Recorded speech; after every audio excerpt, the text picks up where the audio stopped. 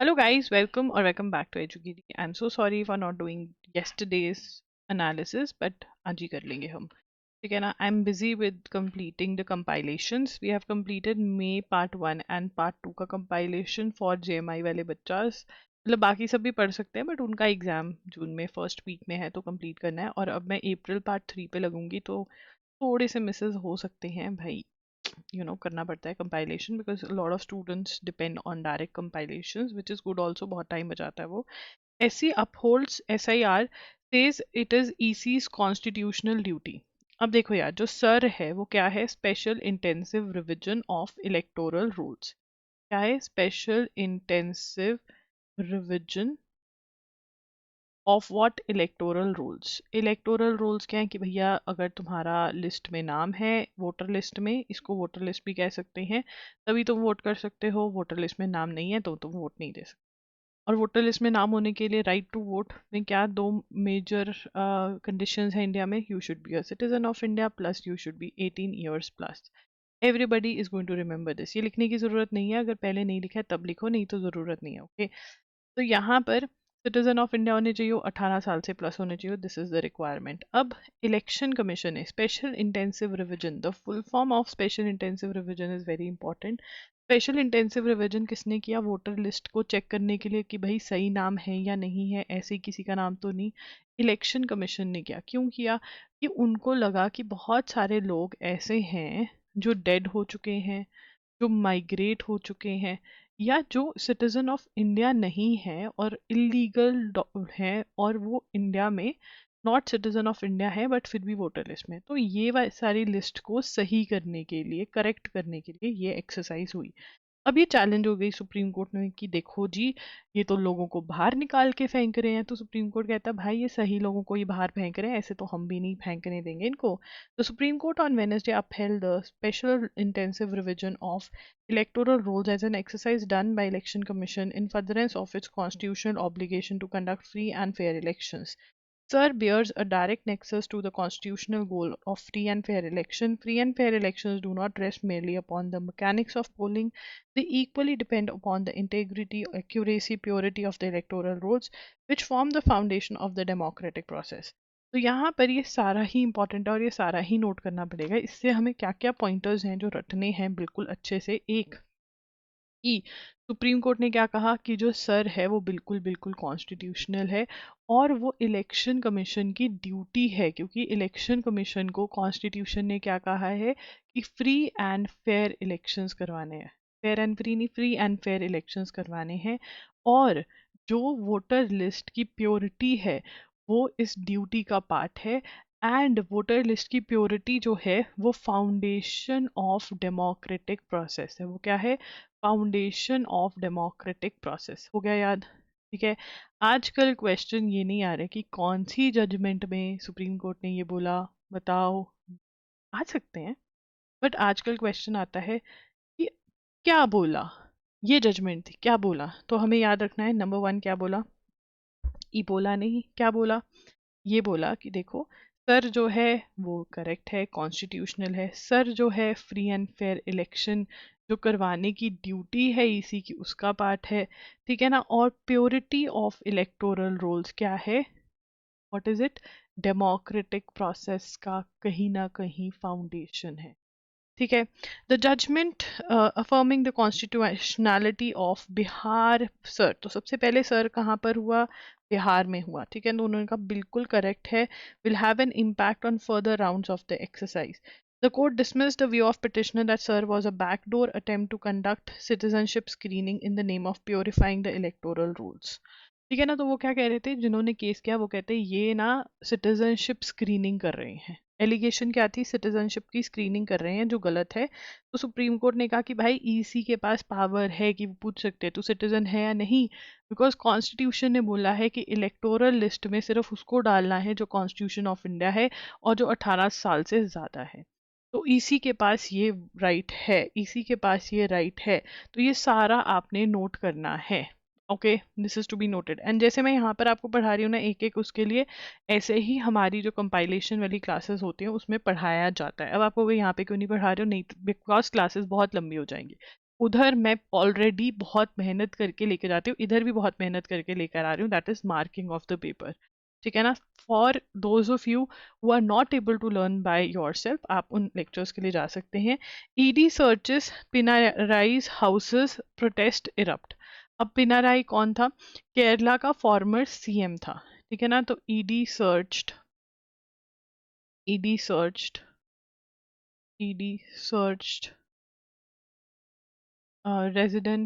residents of former Kerala CM Pinarayi Vijayan in Kannur and Thiruvananthapuram।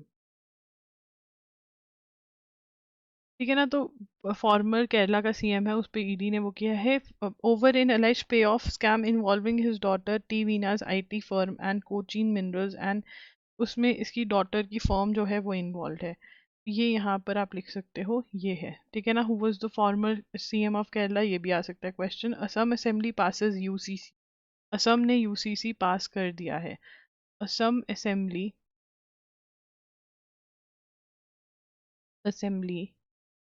Pass the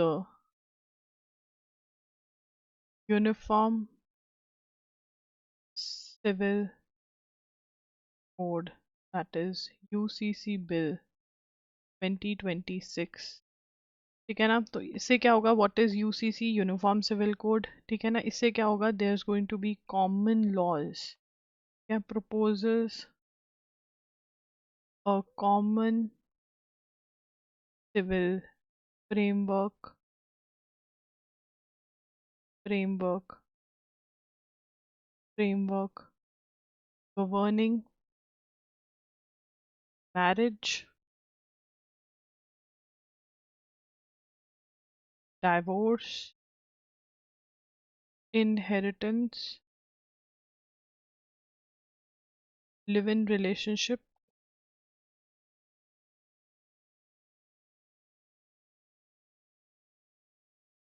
ठीक है ना। तो यहाँ पे किसको कर रहे हैं, civil framework governing marriage, divorce, inheritance, live in relationships. ठीक है। The bill was pass by viva voice vote with the support of MLAs from Bharatiya Janata Party and its allies. The legislation exclude scheduled tribe, arguing favor of bill, members of the ruling party said it would empower honor women। तो यहाँ पर क्या है, इस bill के अंदर किसको नहीं इंक्लूड किया गया है, लेजिस्लेशन, मतलब जो लॉ है वो एक्सक्लूड करता है। Legislation excludes scheduled tribes, STs. ठीक है ना। एसटीज को एप्लीकेबल नहीं है, this is very very important, it is not applicable to STs. The opposition parties also demanded that the legislation be deferred to select committee defending legislation being indifferent to Hindu sentiments, accused Congress of this। ठीक है, ये इसमें से नहीं आएगा, ये नहीं है, ये नहीं है, बस हमें इतना ही पता होना चाहिए, ये है यूसीसी। और हमें यूसीसी की जो एडिशनल इंफॉर्मेशन होनी चाहिए कि यूसीसी के बारे में आर्टिकल 44 ऑफ कॉन्स्टिट्यूशन में दिया हुआ है। एंड आर्टिकल 44 ऑफ कॉन्स्टिट्यूशन क्या कहती है, that UCC is a directive, ये कहाँ पे प्लेस है, directive principle of state policy में। इसका मतलब ये है कि सरकार की मर्जी है कि वो इसको इम्प्लीमेंट करे या ना करे। सरकार किसी को फोर्स नहीं कर, गवर्नमेंट को फोर्स नहीं कर सकता कोई कि आप ये लॉ लेकर आओ, मर्जी है। तमिलनाडु में तमिलगा वेत्री काजागम जो है वो पावर में आ गई है, और वो कह रहे हैं कि जो ऑपरेशन लोटस बीजेपी चला रही है वैसा सही ये चला रहे हैं। ऑपरेशन लोटस ये किसको बोल रहे हैं, कि जो दूसरी पार्टी के एमपी एमएलए को ये डिफेक्ट करवा रहे हैं बीजेपी वाले, वैसे ही जो तमिलनाडु में नई पार्टी आई है तमिलागा वेत्री काजागम, वो भी यही कर रही है। ठीक है। बस इतना ही पता होना चाहिए। हमने मई के पहले पार्ट्स में ये पढ़ लिया है कि तमिलनाडु में कौन पावर में आया, हु इज़ द सीएम, तो ये सब कर चुके हैं। उसके बाद बात करेंगे सी बैम के बारे में। तो सी बैम के बारे में बहुत ज़्यादा ही न्यूज़ आ रही है, तो ये इंपॉर्टेंट बन जाता है। हमें सी बैम की फुल फॉर्म पता होनी चाहिए। सी बैम की full form is carbon border adjustment adjustment mechanism. ठीक है ना। ये यूरोप ने लगाया हुआ है। ये प्रपोज कब किया था, proposed in first in July 2021 by European Union. ठीक है ना, इम्प्लीमेंट कब से हो गया? entered its definitive state from 1st Jan 2026. ठीक है, एम क्या है इसका? इट्स क्लाइमेट पॉलिसी टूल है और क्या करता है? सीबैम seeks to prevent carbon leakage by imposing carbon linked charge on imports on their embedded emissions. ठीक है ना? तो अब यहाँ पर क्या हो रहा है? सो बेसिकली ये क्लाइमेट पॉलिसी टूल है। किसका क्लाइमेट पॉलिसी टूल है? This is a climate policy tool of European union. ठीक है ना? और ये इम्प्लीमेंट हो गया 1 जनवरी 2026 से।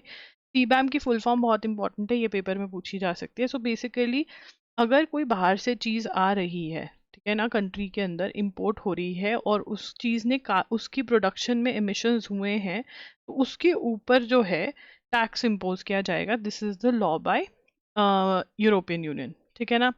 अब इसके अंदर इंडिया पे किस चीज़ पे इफेक्ट होगा? This is very very important, आजकल ऐसे क्वेश्चंस आने लगे हैं।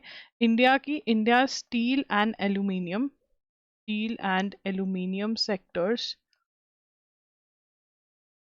sectors are likely face the most immediate impact. ठीक है ना? इंडिया में कौन से दो सेक्टर्स को सबसे ज़्यादा लगेगा? स्टील और aluminium, because given their dependence on European markets, given their dependence on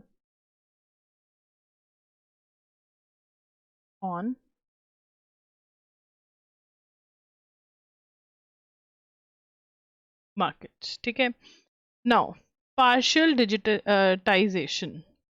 अब यार यहाँ पर क्या है, इंडिया में ये कर रहे हैं, क्रिटिसाइज कर रहे हैं इंडिया को, और ये बता रहे हैं कि एस्टोनिया में दिसंबर 2024 में, मतलब पिछले से पिछले साल में क्या हुआ? एस्टोनिया में तो डाइवोर्स ही भैया ऑनलाइन हो रहा है। ठीक है, देख रहे हो तुम, हमारे यहाँ तो ग्रोसरी ऑनलाइन ऑर्डर कर पा रहे हैं हम, डाइवोर्स। तो यहाँ पर एस्टोनिया ने, लिखेंगे बहुत इंपॉर्टेंट है, Estonia digitised the last citizen service that only remained possible on paper, divorce. Divorce भी डिजिटाइज कर दिया इन्होंने। किसने? एस्टोनिया ने। कब? 2024 दिसंबर में। Very very important. अब इंडिया की डिजिटाइजेशन की बात कर रहे हैं, तो इंडिया की डिजिटाइजेशन में कौन मेजर रोल प्ले कर रहा है? सर्ट इन है जो मेजर रोल प्ले कर रही है। तो सर्ट इन की फुल फॉर्म क्या है? इट इज कंप्यूटर इमरजेंसी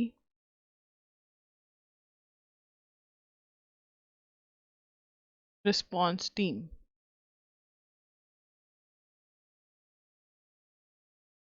ठीक है ना? उसके बाद आ जाता है हमारा ई Sanad. E Sanand,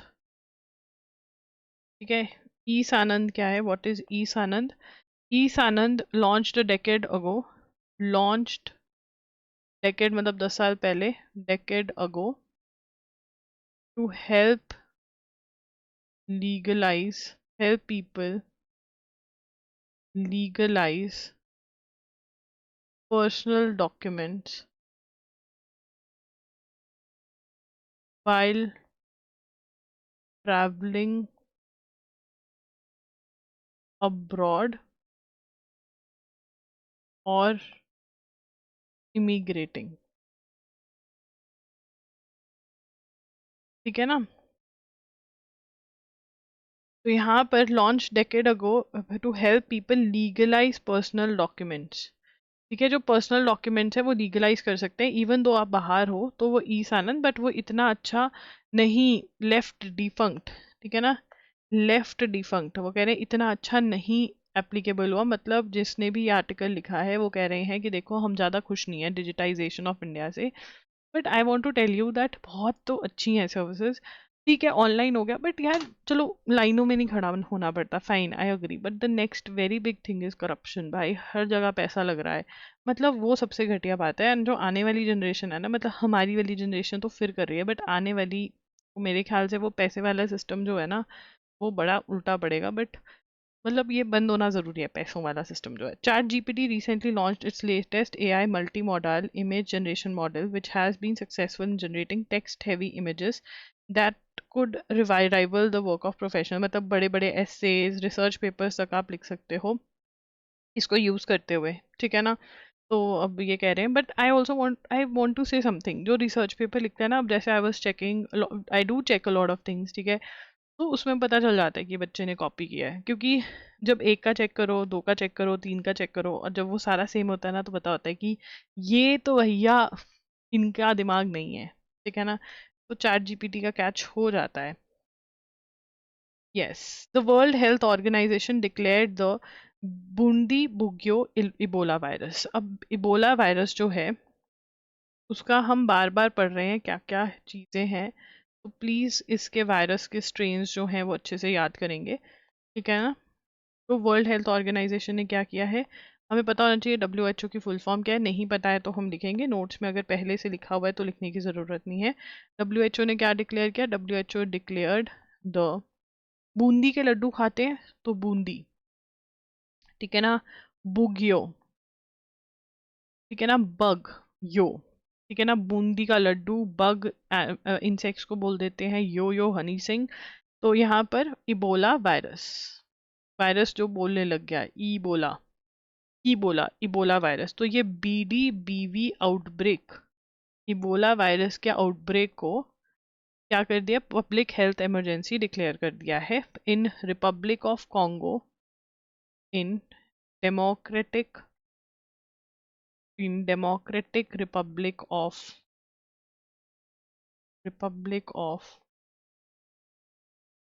Congo and Uganda, ठीक है ना। क्या डिक्लेयर कर दिया इसको, to be a public health emergency of international concern,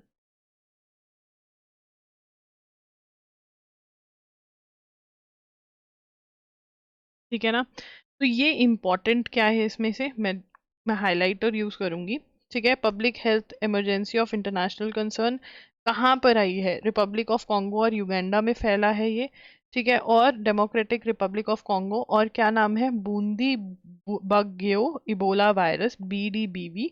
और किसने डिक्लेयर किया है ये, किसने डिक्लेयर किया है ये, किसने डिक्लेयर किया है, डब्ल्यूएचओ ने डिक्लेयर किया है। और डब्ल्यूएचओ की फुल फॉर्म क्या है, वर्ल्ड हेल्थ ऑर्गेनाइजेशन, ये याद होना चाहिए, ठीक है ना। और ये कब डिक्लेयर करी, ऑन 17 मई 2026, ठीक है ना। अगर तो ये यहीं पे टल गया तो ठीक है, नहीं टला तो भैया फिर बंद हो जाएंगे घरों में टू स्टडी नाउ। अब जो वैक्सीन, इसकी वैक्सीन नहीं बनी अभी, ठीक है ना, नो लाइसेंस्ड वैक्सीन, क्या है इसका second point, no licensed vaccine yet for Bundibugyo species of Ebola virus, ठीक है ना।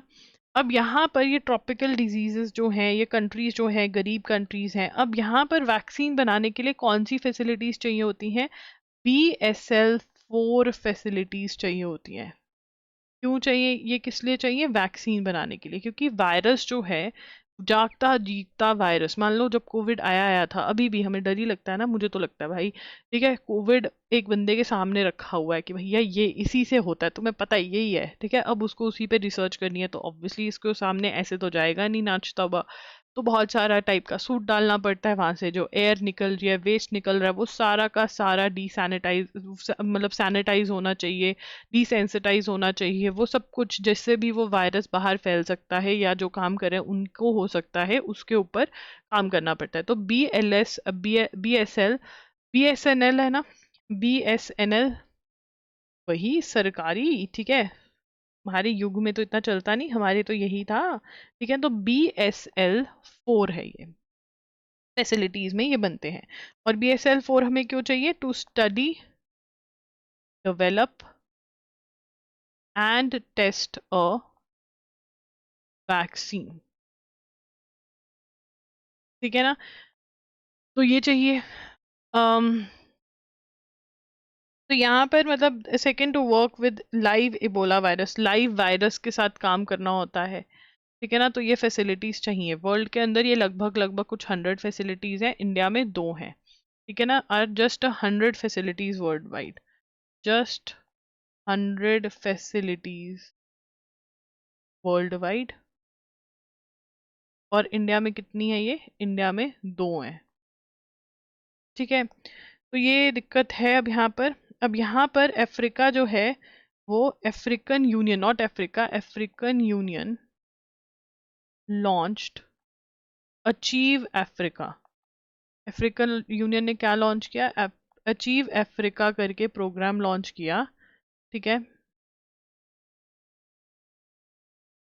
जिसमें क्या है? अचीव अफ्रीका करके प्रोग्राम लॉन्च किया, जिसमें क्या है? To build indigenous R&D, research and development for vaccine development of NTDs। और इनका एम क्या है? Plans to manufacture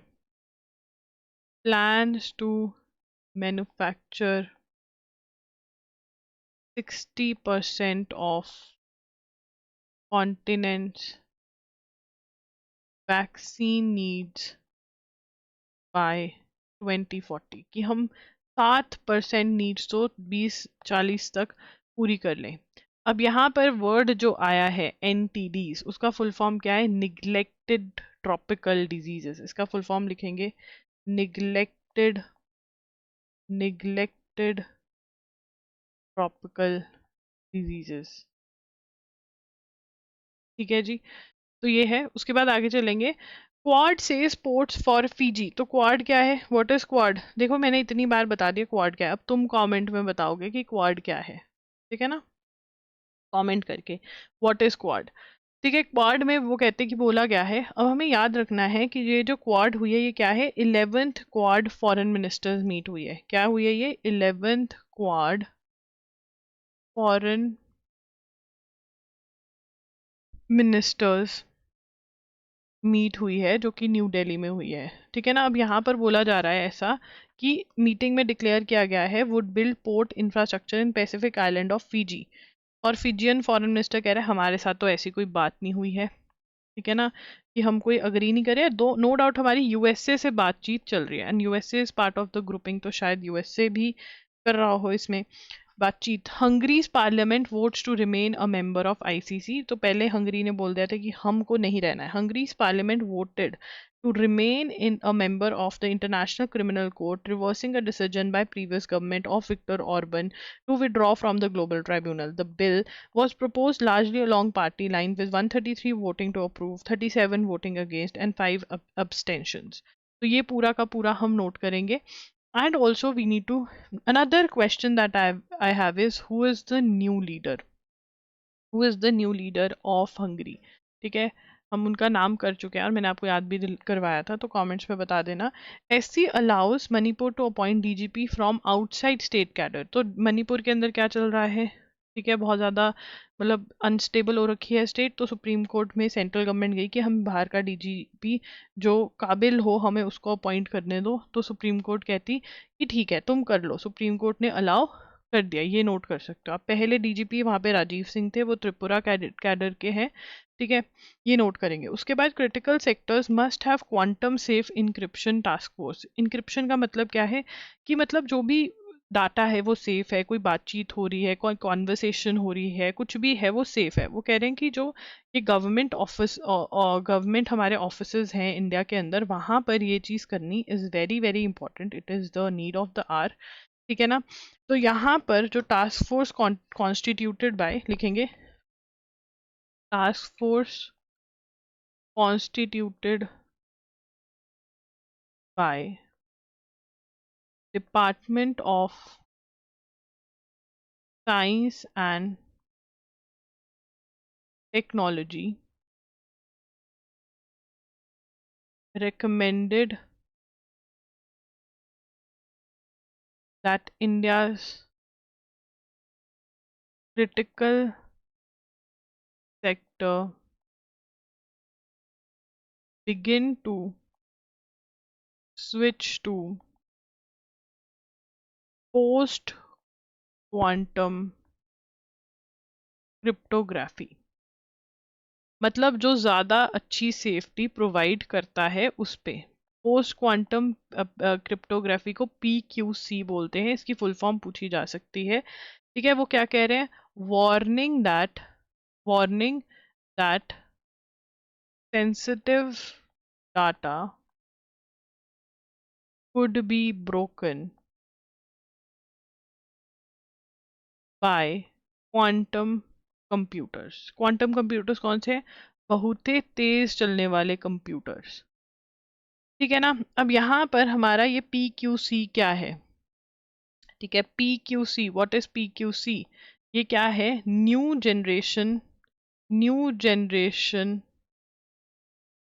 of encryption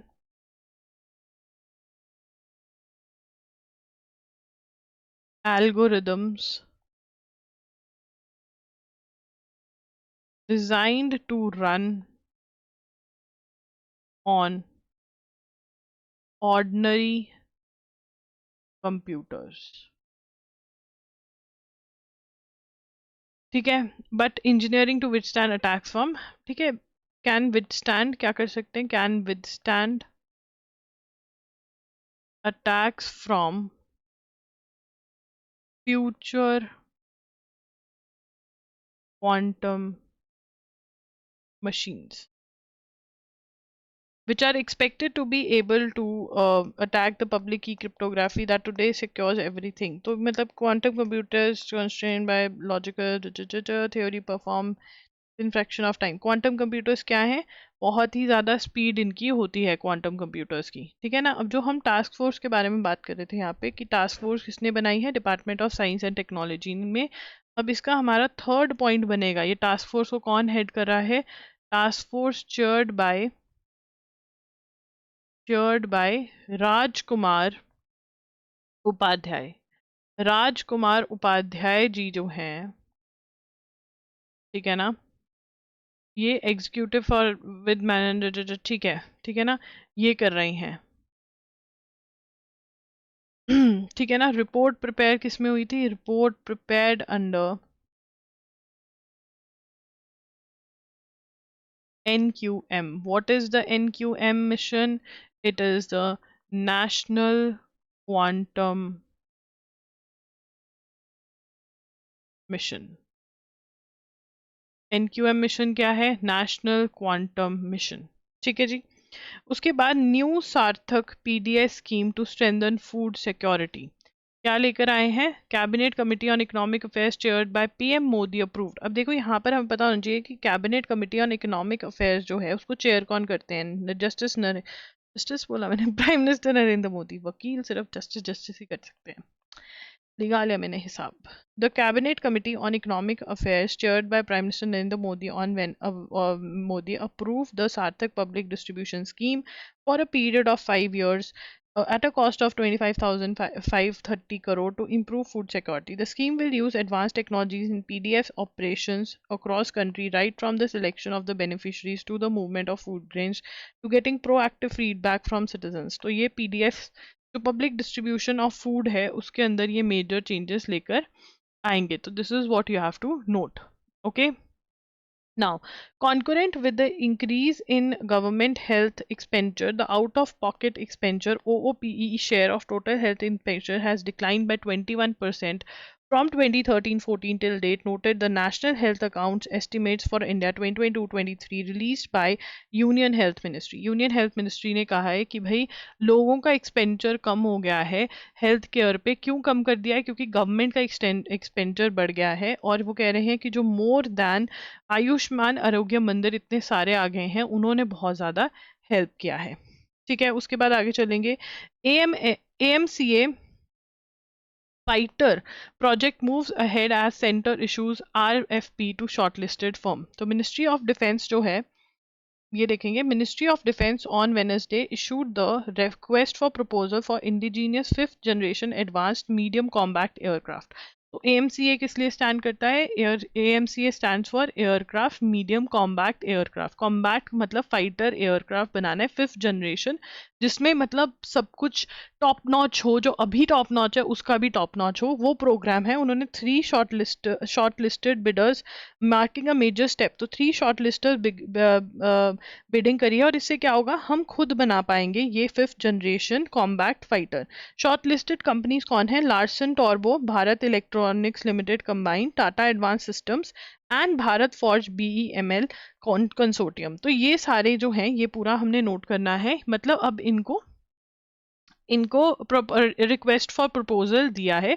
और इसके अंदर सबसे इंटरेस्टिंग बात ये है कि यहाँ पर जो है हिंदुस्तान एरोनॉटिक्स लिमिटेड HAL को जो है इसका पार्ट नहीं बनाया गया है। क्यों नहीं बनाया गया है? क्योंकि पहले भी गवर्नमेंट चुकी है, सकती नहीं है, बहुत पहले बोल चुकी है कि जो HAL है, हिंदुस्तान एरोनॉटिक्स लिमिटेड है, वो ऑलरेडी बहुत सारे प्रोजेक्ट्स में इन्वॉल्व है, और हमें अब एक ऐसा मतलब कंपनी चाहिए जो HAL के अलावा भी फाइटर प्लेन्स में घुसे या एविएशन में घुसे। ठीक है ना, that is what they want. Okay, now after the shortlisted company submit their responses to RPF, the selection process is likely to be completed. मतलब जब ये अपना सबमिट कर देंगी प्लान, उसके बाद 4 to 5 मंथ्स में चूज हो जाएगी। अंडर द प्लान जो है 5 प्रोटोटाइप्स बनेंगे, मतलब 5 वो क्या बनते थे स्कूल में, वो प्रोजेक्ट बनते थे, वैसे से बनेंगे 5 प्रोटोटाइप्स। ठीक है ना, और ये किसके साथ डेवलप होंगे? किसके साथ मिलके? एरोनॉटिकल डेवलपमेंट एजेंसी, जो कि फंक्शन करती है under the ministry of defence, उसके नीचे अंडर उसके साथ मिलकर ये बनाए जाएंगे। ठीक है ना, तो ये बहुत ही अच्छी स्कीम है जिसके अंदर इंडिया के अंदर बनेगा एंड आंध्र प्रदेश के अंदर। ठीक है ना, फाउंडेशन स्टोन ले डाउन किया है AMCA इंफ्रास्ट्रक्चर प्रोजेक्ट का आंध्र प्रदेश में श्री सत्य साई डिस्ट्रिक्ट में ये किया गया है। ठीक है ना, तो ये बहुत ही ज़्यादा ज़रूरी है, क्योंकि बहुत सारी कंट्रीज़ ने 5th जनरेशन बना लिया है, हमने नहीं बनाया है। अगर खुद नहीं बनाएंगे तो किसी से लेना पड़ेगा, तो इसलिए खुद ही बनाए तो बढ़िया है। Supreme court collegium recommends 4 high court जजेस women advocate to high court. तो अब यहाँ पर हमें पता है कि नंबर ऑफ जजेस इंक्रीज हो गए। कितने हो गए? 3 के बाद क्या लग गया है? कमेंट्स में बताना। द सुप्रीम कोर्ट कोलेजियम ने चुन लिए हैं जजेस headed by chief justice of Suryakant in consecutive meetings held on May 22 and 27, recommended the appointment of 4 high court जजेस। इसमें से एक वुमेन जज भी हैं, एडवोकेट V मोहना। ठीक है ना, वो प्रैक्टिस कर रही हैं in the supreme court and she has been part of very very good judgements, जैसे आर्म्ड फोर्सेस फॉर वुमेन वाले में she has been a part. ठीक है ना, अभी जो है सिर्फ BV Nagarathna is the only supreme court में जज and she is going to B सून जज of the chief justice of the high court. और कौन कौन से जजेस हैं? ये सारे जजेस जो हैं उनको किया गया है, एंड ऑलमोस्ट 5 years बाद, gap of 5 years, after a gap of 5 years, women जजेस को यहाँ पर को अपॉइंट किया जा रहा है सुप्रीम कोर्ट जज के तौर पर। ठीक है, अब यहाँ पे जजेस का नाम पढ़ लेते हैं। जस्टिस शील नागू को अपॉइंट किया जा रहा है, जस्टिस श्री चंद्रशेखर को अपॉइंट किया जा रहा है, जस्टिस संजीव सचदेवा को अपॉइंट किया जा रहा है, जस्टिस अरुण पल्ली को करा जा रहा है। Arun Palli is my favourite, I have argued in front of him so many times, he is such a good जज, I will make a reel on him. Okay, now SC forwards to EC plea to time stamp VVPAT slips. तो VVPAT slips होती क्या है? तो देखो, ये है वो मशीन जहाँ पर तुम वोट डाल कर आते हो, अभी नहीं डाला होगा, डालोगे। ठीक है ना, यहाँ पे कुछ भी बना लो, ये कमल बन गया, ये हाथ बन गया, ये झाड़ू बन गया, ठीक है। अब यहाँ पर क्या है, बटन दबाओगे, ठीक है ना, ये क्या है, ये ईवीएम है, इलेक्ट्रॉनिक वोटिंग मशीन। ठीक है, अब इसके साथ में ना एक जैसे वो बिल नहीं निकलता खुचुंग खुचुंग करके, एक स्लिप निकलती है कि भैया ये वोट इसको डली है। ठीक है, इसको बोलते हैं वीवी पैट। अब वो कह रहे हैं वीवी पैट पे ना टाइम भी आएगा। तो supreme court asked the election commission to consider a petitioner's representation to time span voter verifiable paper audit trail slips to record the exact moment an elector cast his vote on polling day। ठीक है ना, note. But ये slip जो है ना, ये voter लेके नहीं जाता। क्यों नहीं लेके जाता? क्योंकि भाई इंडिया में यही चलेगा, स्लिप ले जाएंगे फिर पैसे लेंगे, देखो हमने आपको वोट दिया, चलो निकालो रुपया। ठीक है, तो इसलिए नहीं लेके जाने देते। अब यहाँ पर you need to remember the full form of VVPAT, it is very important. Okay, VVPAT is important. उसके बाद एक डेमोग्राफिक पैनल बनाया, जो इंडिया में डेमोग्राफी मतलब कि कौन से लोग, कितने प्रकार के लोग हैं, schedule caste, schedule tribe, tribals हैं, ठीक है, रिलीजन के बेसिस पे डिस्ट्रीब्यूटेड हैं हम, ठीक है, फिर और किस चीज़ पे डिस्ट्रीब्यूटेड है, कहाँ से आते हैं, south Indian, north Indian, east Indian, मतलब है ना, सारा सारा डिस्ट्रीब्यूटेड है ना, तो वो डेमोग्राफी स्टडी करनी है। ठीक है, मतलब कितने प्रकार के टाइप है ना, यार लाइक हर जगह तो डिवीजन है, मतलब एरिया में भी कहते हैं कि हम तो इस एरिया के जी, हम तो इस एरिया के हैं, बस डिवीजन ही डिवीजन है। ठीक है, तो इसी के लिए डेमोग्राफी पैनल बनाए, डेमोग्राफी पैनल। ठीक है, किसने बनाया the head of first of its kind panel to study demographic changes in the country, said that the government has authorized the committee to invite demographers and experts who can weigh in on the subject and help prepare the report। ठीक है, अब यहाँ पे कह रहे हैं कि इन्होंने डेमोग्राफर्स नहीं डाले, भाई इनवाइट कर रहे हैं, आ जाएंगे। ऐसी किसी जन अरे गरे नकथू खैरे को उठा करके अगर हेड बना देंगे और कुछ ने उसने कुछ अजीब बोल दिया, फिर तुम बोलोगे सरकार बेवकूफ़ है, जीने तुम भी नहीं देते हो इन लोगों को। ठीक है, चलो यहाँ पर अब क्या बना है, डेमोग्राफिक पैनल, डेमोग्राफी पैनल भी इन्होंने बताया नहीं किसने बनाया है, तो हम लिख लेते हैं डेमोग्राफी